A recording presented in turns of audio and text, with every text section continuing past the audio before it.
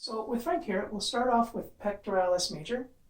So it attaches to the collarbone here, the sternum, all the way to the sixth rib. So rib 1 to rib 6, and then moves upward and outward to attach to the arm here. The long head of biceps brachii goes through here. So pectoralis major comes across and over that tendon there.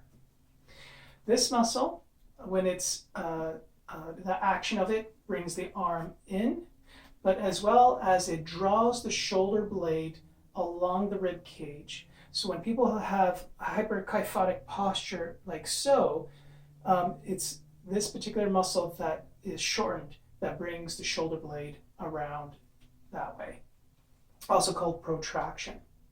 With pec minor, it attaches to the front part of the shoulder blade to attach to ribs 3, 4, and 5, just on the outside of the cartilage.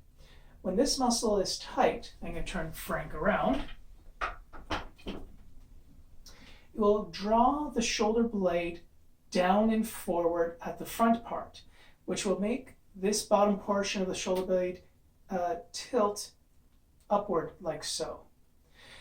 This also, if there's hyperkyphotic posture severe enough and pec minor is involved, along with moving the shoulder blade along the rib cage this way, it will also tilt this way.